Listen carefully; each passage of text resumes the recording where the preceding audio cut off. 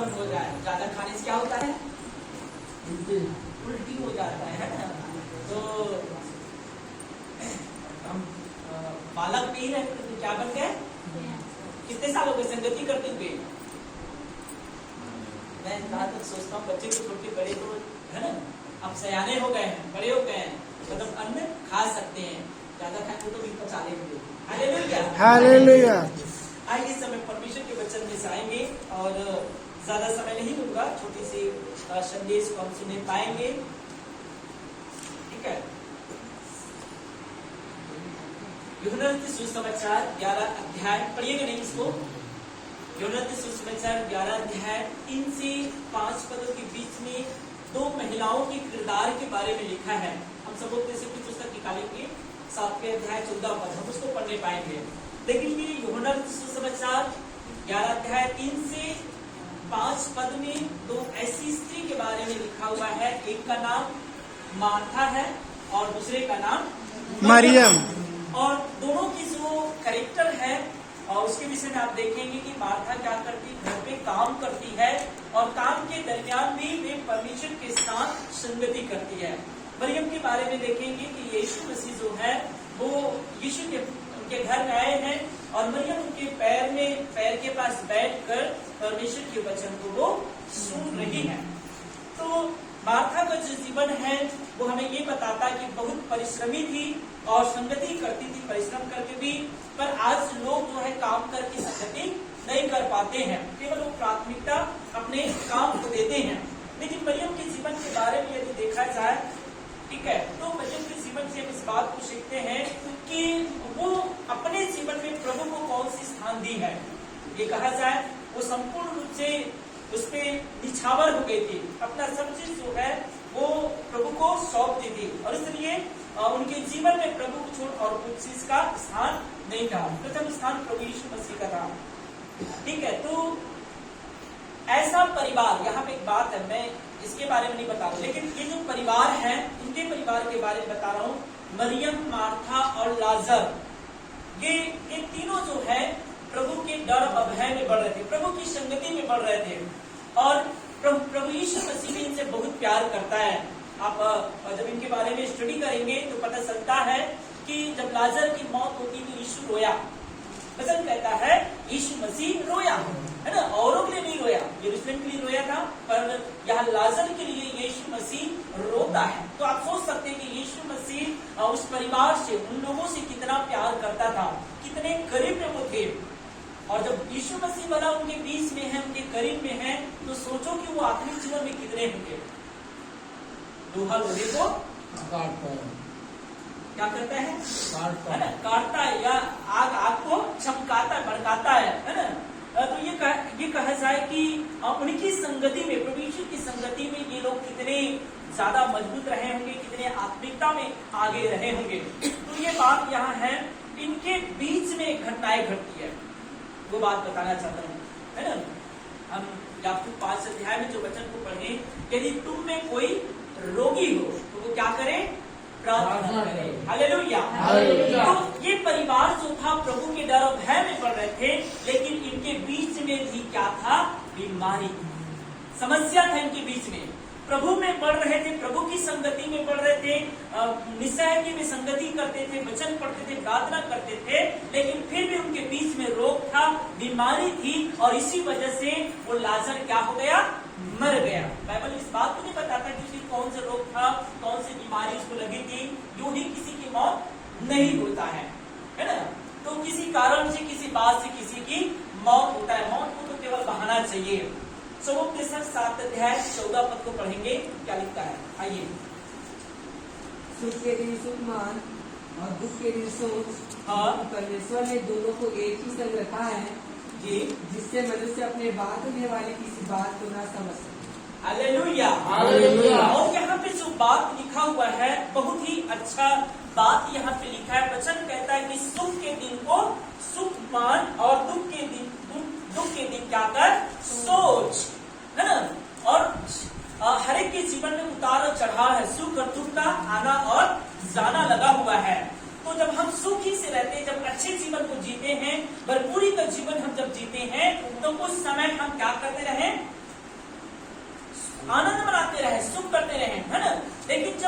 आ जाती है, कोई बात ऐसे हमारे बीच में आ जाता है, कोई घटनाएं हमारे बीच में ऐसे घट जाती है, तो उस घटनाओं के समय में उस बात को या उस दुख के समय में हमें उस विषय पे क्या करना होगा, सोचना होगा, मनन करना होगा, अध्ययन करना होगा। और ये वचन कहता है क्योंकि परमेश्वर ने दोनों को एक ही संग रखा है, जिसे मनुष्य अपने बाद होने वाली किसी बात को ना समझ सके। तो दुख का जो समय होता है, जो दुख आती है या बीमारी आती है परिवार के अंदर, एक मसीह के अंदर में, एक विश्वासी के घर में, एक विश्वासी के जीवन में अचानक बीमारी हो जाता है, अचानक समस्याएं आ जाते हैं, अचानक कुछ ऐसी घटनाएं घट जाती है, उस समय परमेश्वर आपको उस विषय पे सोचने के लिए कहता है, विचार करने के लिए कहता है। आपको उस समय परमेश्वर बताना चाहता है, आपको परमेश्वर उस समय कुछ चीजों से आपको लेके चलना चाहता है। जैसे कि आपको एक अध्याय लिखा है, क्या लिखा है कि नाना प्रकार की परीक्षाओं में जब तुम पढ़ो तो इसे क्या समझो, आनंद की बात समझो। परीक्षाओं में हमारा धीरज देखा जाता है, परीक्षाओं जो है हम तैयार किए जाते हैं, समस्याओं में जो है हम परखे जाते हैं, और इस ऐसी बातें जो है हमारे जीवन के लिए आता है। तो ऐसे परिवार जो प्रभु में होकर भी बीमारी का सामना करते हैं, तो आम लोगों की प्रश्न होता है, गांव में लोगों के बीच में ज्यादातर ये प्रश्न होता है, जो लोग निम्न कैटेगरी से आते हैं उनके लिए प्रश्न होता है, मतलब मैं जो चर्च जा रही हूँ, प्रार्थना कर रही हूँ, तो फिर ये बीमारी क्यों? प्रार्थना कर रहे हैं, संगति कर रहे हैं, नियमित रूप से वो बैठ रहे हैं, तो ये परेशानी क्यों? भाई ये तो ठीक होना चाहिए। प्रभु के पास आने से बीमारी नहीं होता है, प्रभु के पास आने से सारी चीजों का समाधान हो जाता है, फिर ये क्यों हो रहा है? तो ऐसे यदि आपके भी मन में प्रश्न होंगे, तो मैं आपको बताना चाहता हूँ कि ये मार्था और मरियम और लाजर प्रभु के भय में थे, पर इनके बीच में भी घटनाएं घटी, इनके बीच में भी समस्याएं आया। और वो समस्या क्यों आया? हालेलुया। वो जो समस्या है क्यों आया? और इसलिए जब हम परमेश्वर के वचन को पढ़ते हैं तब हमको एक बात समझ आता है। आइए पढ़ते हैं क्या लिखा है। यूहन्ना के सुसमाचार 11 अध्याय 4 पद को पढ़िए। यह सुनकर यीशु ने कहा, हाँ, यह बीमारी मृत्यु की नहीं। हालेलुया। बीमारी क्यों आती, समस्याएं क्यों आते हैं, परीक्षाएं क्यों आते हैं? और तब यीशु मसीह यहाँ पे जवाब दे रहे हैं कि ये जो बीमारी है, हाँ, मृत्यु की नहीं, मृत्यु की नहीं है। आपको मार डालना नहीं चाहता है, आपको बर्बाद कर देना नहीं चाहता है, आपको नष्ट नहीं करना चाहता है। वचन कहता है कि ये जो बीमारी है मृत्यु की नहीं है, पर किसके लिए है? Hallelujah, hallelujah, hallelujah, hallelujah. और परखे जाते हैं। क्या किए जाते हैं? परखे जाते हैं। व्यवस्था विवरण 32 अध्याय 11 पद को पढ़ेंगे। क्या लिखता है? जो वचन है, दुख के दिन को सोच कहता है ना? चिड़चिड़ा मत, गुस्सा मत दिखा, प्रार्थना करना बंद मत कर दे, संगति करना बंद मत कर दे, होता है परमेश्वर का वचन। बहुत लोग में होता है, हम चर्च जाते प्रार्थना करते हैं, पर ये ऐसा क्यों हो रहा है ना? हम तो भला इसीलिए तो आए हैं, संगति कर रहे हैं, फिर ये क्यों हो रहा है? मेरे क्यों? इस विषय पे आपको सोचना होगा, है ना? जो डाली मुझसे अलग हो जाती वो फल नहीं आता है। वचन कहता है तुम मुझ में बने रहो और मैं तुम में बने रहूं। हम बने नहीं रहेंगे, प्रार्थना छोड़ देंगे, चर्च छोड़ देंगे, संगति बंद कर देंगे, कैसी समस्या का समाधान होगा? कैसे हम ठीक हो पाएंगे? और इसलिए इस बात को सोचिए, सुख के दिन मान, है ना? और दुख के दिन सोच, क्योंकि परमेश्वर ने दोनों को बनाया है। और जब दुख के दिन हमारे ऊपर आता है तो हम क्या करें? हाँ, 32:11 पढ़िए, क्या लिखा है? जैसे बाप अपने घोंसले को हिला हिलाकर हाँ, अपने बच्चों के ऊपर मंडलाता है, हाँ, वैसे उसने अपने पंख फैलाकर हाँ, उसको अपने पलों पर उठा लिया। हालेलुया। और उकाब पक्षी के विषय में आप सुने होंगे, वो बड़ा पक्षी होता है ना? और उसकी जो उड़ान है वो बहुत ऊंचा पे उड़ान उड़ता है। और जब वो प्रजनन का उनका टाइम आता है, और उस समय में जो है ऐसे स्थान पे वो घोंसला को बनाता है जहां शिकारी जो है ना पहुंच सके, कोई मनुष्य जो है उस घोंसले तक ना पहुंच सके। इतनी हाई में, इतनी ऊंचाई में वो घोंसला को बनाता है, और उस घोंसले में जो है वो अपने बच्चे को वो जन्म देती है। उकाब पक्षी जो है उस घोंसले में जन्म देती है, और तब तक वो पक्षी जो है अपने बच्चों को पालन करती रहती है, बाहर जाती, लेकर आती, उनके लिए भोजन की प्रतिज्ञा लेकर आती और उन्हें खिलाती, जब तक कि बच्चा उड़ना न जान जाए।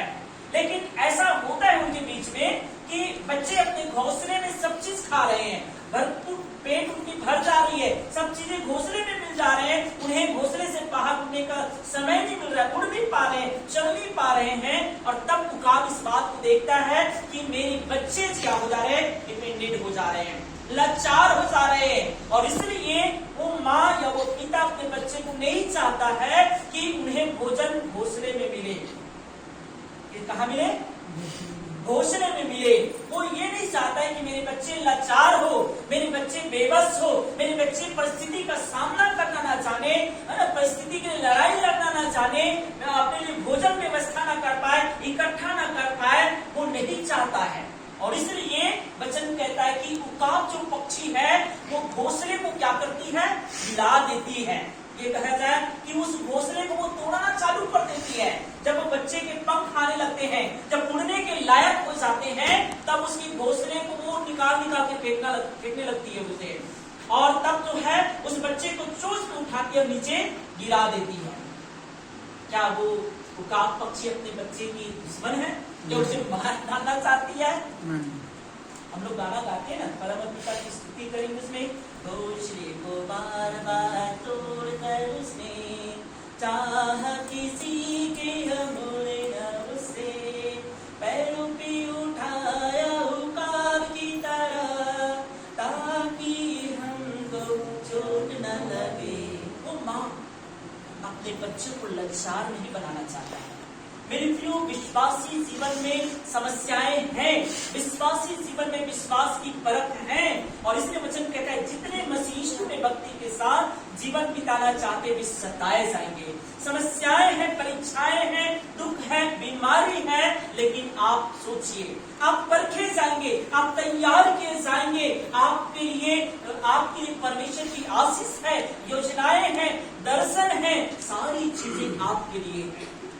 और ये वचन बताता है, इसलिए वो पक्षी जो है घोंसले को हिलाती है, या वो पक्षी जो है उस घोंसले को वो तोड़ती है, क्योंकि उसके बच्चे उड़ना जाने। और तब जो है जब उसे उठाकर नीचे गिरा देती है, और तब वो बच्चे अपने आप को बचाने के लिए अपने पंख को फैलाकर उड़ना चालू कर देते हैं।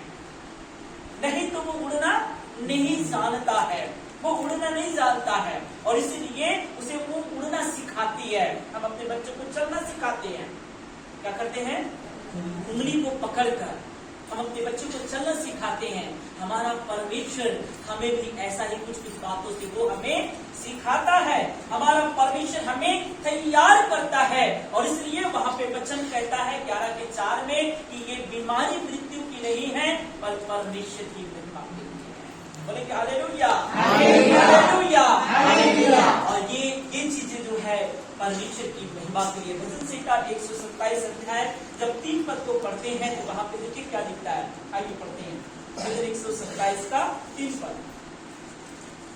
देखो लड़के यहोवा के दिए हुए भाग हैं। हाँ, और बच्चे जो हैं परमेश्वर के दिए हुए भाग हैं, परमेश्वर की गिफ्ट है, वे वरदान है।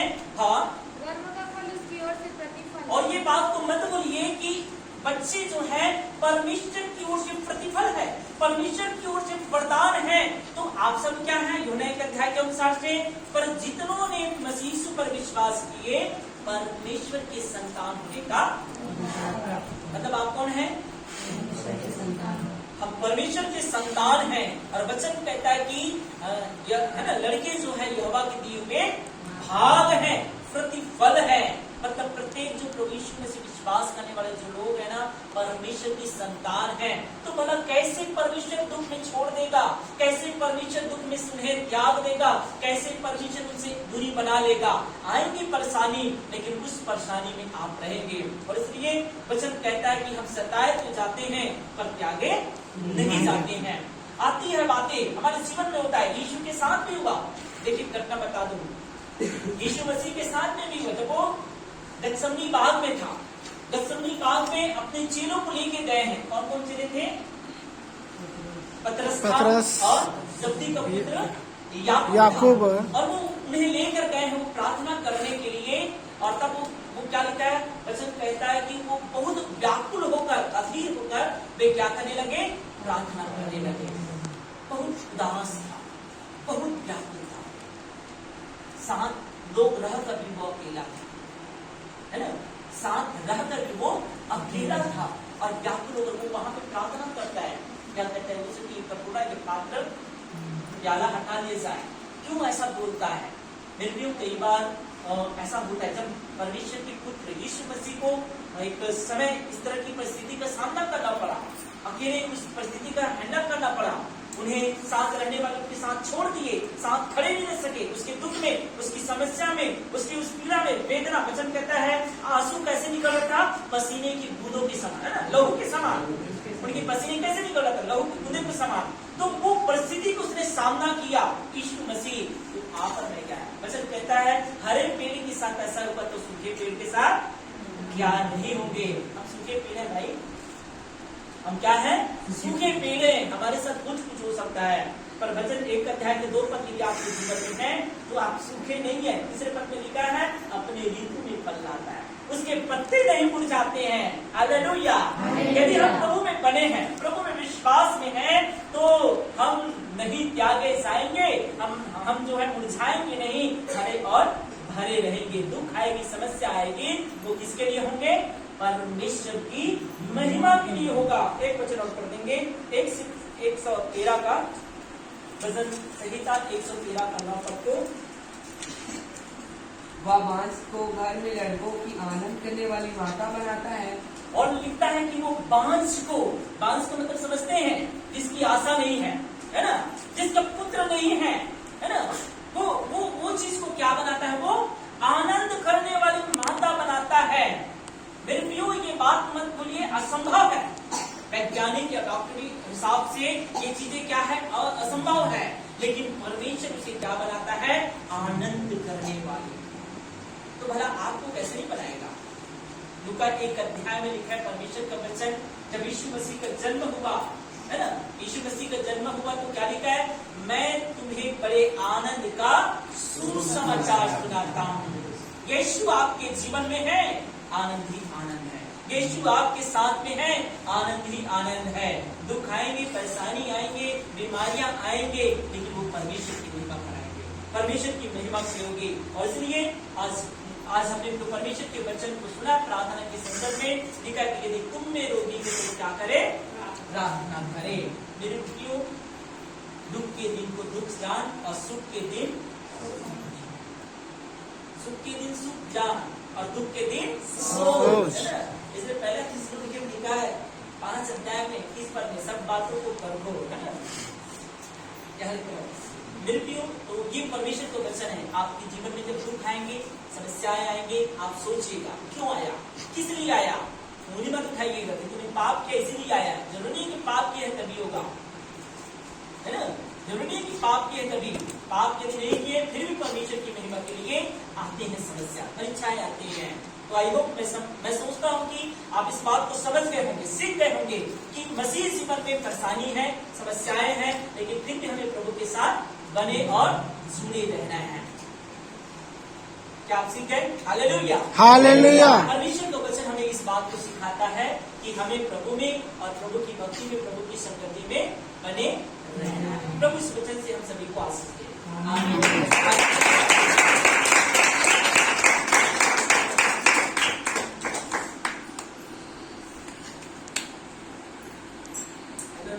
हालेलुया।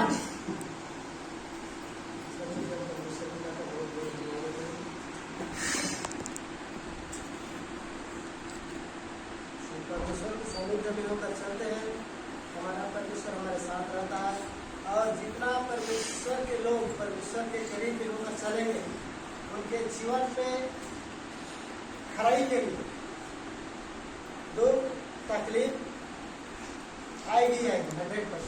Hallelujah, hallelujah. क्योंकि सोना को यदि खरा सोना बनाना है तो सोनार है, वो चाहता है कि इसमें थोड़ा भी मैल न रहे।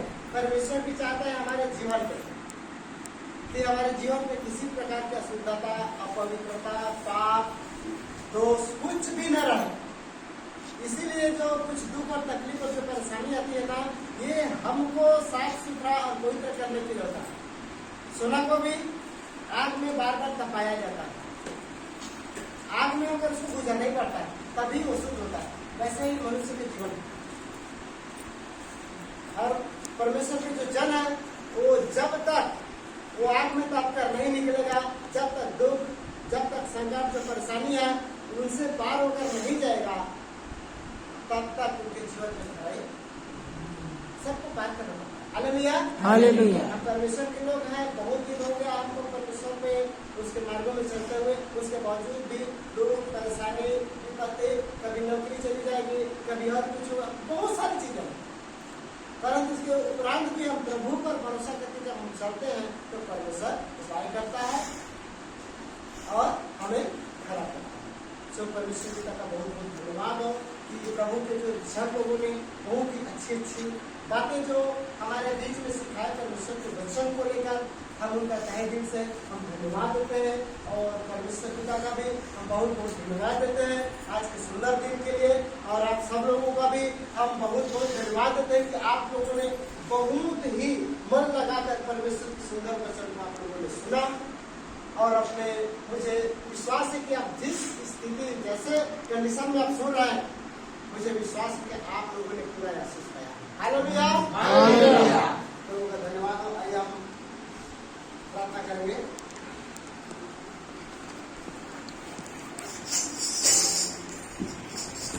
परमेश्वर धन्यवाद मेरे यहोवा परमेश्वर, हालेलुया। महिमा के राजाओं का राजा यहोवा परमेश्वर प्रभु राजा, हम धन्यवाद करते हैं मेरे प्यारे प्रभु, सच पिता परमेश्वर प्रभु राजा, आप हमारी बात को सुनते हैं मेरे प्रभु। आप अपने लोगों की प्रार्थना को सुनने के लिए प्रभु जी अपने कान को हमारी ओर लगाते हैं। मेरे यहोवा, मेरे परमेश्वर पिता, तो आप भी जानता है मेरे परमेश्वर पिता, हम किस मन और किस दिल से प्रभु जी आपसे प्रार्थना कर रहे हैं, आपको पुकारते हैं। आपका प्रेम ही है मेरे परमेश्वर पिता कि आप हमें अच्छे तरीके से अपने मार्गों में ले जाना चाहते हैं। इसलिए मेरे परमेश्वर परमेश्वर, आप अपने लोगों से मुलाकात करवाते हैं, अपने लोगों को प्रभु जी हमारे साथ संगति कराते हैं प्रभु, भेंट कराते हैं मेरे पिता। और मेरे परमेश्वर पिता उन बातों को प्रभु जी प्रकट करते हैं ताकि मेरे परमेश्वर पिता प्रभु उन बातों को हम जाने और महसूस करें कि जिनमें हम चल रहे हैं वो हल्के तरीके से चल रहे हैं या गंभीरता से चल रहे हैं, क्योंकि आप चाहते हैं हम गंभीर तरीके से हम खड़ाई के साथ चले, मजबूती के साथ चले। जब हम प्रार्थना करें तो हम किससे प्रार्थना कर रहे हैं? केवल हम मुंह से ही प्रार्थना कर रहे हैं या प्रभु आपको हम अपने सानिध्य में रखकर जो आप हमारे सामने में है, जिससे हम बात करते हैं, उस तरीके से प्रार्थना करते हैं। हमें जब सब कुछ प्रभु आपको हम अपने सामने में रखकर प्रार्थना करते हैं और महसूस करते हैं कि प्रभु आप हमारे सामने में और आप हमारी बातों को सुन रहे हैं, हमें घर घर कर प्रार्थना करते हैं। हम अपने लक्ष्यों को सोच समझ कर प्रार्थना करते हैं कि हम आपसे क्या बोल रहे हैं, हम आपसे मान क्या रहे हैं, हमें कोई सच में आप हमें प्रार्थना करना भी सिखाते हैं। परमेश्वर पिता का दुआ करता प्रभु, और जिस जगह में हम जितने लोगों को सिखाते हैं तो प्रार्थना करें मेरे पिता, तो मेरे परमेश्वर आपको अपने सम्मुख में अपने सानिध्य में महसूस करना और मेरे परमेश्वर पिता केवल मुंह का केवल शब्द ना हो मेरे प्रभु, परंतु मेरे पिता जैसे एक व्यक्ति एक अगला से बातचीत करता है, वैसे परमेश्वर पिता उसे बढ़कर आपको महसूस करे और आपसे बातचीत करे और उन एक एक बातों को प्रभु जी आपके सम्मुख में रखे जो परमेश्वर आप हर एक प्रभु जी प्रार्थना की गहराइयों को भी आप सीखने वाला परमेश्वर मेरे पिता कि जब किस बातों की प्रार्थना किया जाए हमें परमेश्वर पिता आप दयालु हैं मेरे प्रभु जी, क्योंकि मेरे पिता मनुष्यों के जीवन में त्रुटियां होती हर में परमेश्वर पिता, लेकिन प्रभु जी जब आप साथ में रहते हैं आप हर एक बातों को संभालते हैं, सुधारते हैं और हर एक लोगों को प्रभु जी उन्हें के बातों को मेरे परमेश्वर पिता को अवगत कराते हैं मेरे पिता जिस चीजों की जरूरत है प्रभु अनुग्रह करने की परमेश्वर पिता आप हम लोगों के जीवन में हमेशा रहना पिता, हमेशा साथ चलना और मेरे प्रभु जी हम हमेशा प्रभु जी अपने हृदय में बसा के चलेगा मेरे पिता और जैसे करीबी से हम तक चलना चाहिए वैसे हम चलेगा मेरे पिता। धन्यवाद करते मेरे प्यारे परमेश्वर आज की सुबह के लिए परमेश्वर पिता मैं दुआ करता हूँ मेरे प्रभु जी आज के परमेश्वर से खड़े हुए परमेश्वर हालेलुया रूप के जीवन का खातिर उनके दाम को प्रभु जी के मुख पे मेरे परमेश्वर जो दर्द हो रहा है मेरे प्रभु मेरे प्रभु आपको बाई करने वाला पूरे परमेश्वर हम सब की दुआ ही मेरे प्रभु आप बढ़ा के प्रभु से बोले तो छू हालेलुया मेरे प्रभु हमें विश्वास है मेरे प्रभु जी आप इसे छूकर आप इसे छंगाई दे देंगे आपने दे दिया मेरे प्रभु जी छंगाई हम विश्वास करते हैं मेरे पवित्र परमेश्वर प्रभु हालेलुया यह हुआ पवित्र परमेश्वर प्रभु और हम दुआ करते हैं मेरे प्रभु से राजा बस मैं जमुना के जीवन में प्रभु जी आपकी आशीष आते हैं मेरे पिता जो मेरे परमेश्वर प्रभु के दृष्टि में प्रभु जी जो मेरे परमेश्वर का परेशानी है मेरे परमेश्वर का जो जैसे देखना चाहिए प्रभु जी उसे नहीं देख पा रही है आप दृष्टि देने वाला परमेश्वर दृष्टि दीजिए सगा में जितने लोग हैं मेरे प्रभु जी एक एक जीवन का खत्म करना जिनके जीवन में जिस जिस बातों की जरूरत है आप एक एक बातों को जान लेंगे एक एक को टटोल लीजिए मेरे प्रभु जी एक एक को मेरे परमेश्वर का पुरुष टटोल कर उनके जीवन के अनुसार मेरे प्रभु जी जिसकी जरूरत है आप परमेश्वर को दीजिए मेरे प्रभु जी एक एक के जीवन से सारे दुखों को दूर कर दीजिए मेरे प्रभु जी और मेरे परमेश्वर पिता हर एक बातों मेरे परमेश्वर पिता हम सब लोग आपके आशीष के कारण हो गए मेरे पिता को धन्यवाद करते हैं मेरे प्रभु जी आज के इस मीटिंग में परमेश्वर पिता हम सबको आशीष किया है मेरे परमेश्वर पिता धन्यवाद करते हैं मेरे परमेश्वर पिता आज की इस मीटिंग को शुरू से लेकर अंत तक हम आपके हाथों में देखेंगे सारी बातें लाकर मेरे परमेश्वर को माफ करेंगे दुआ परमेश्वर से मानते हैं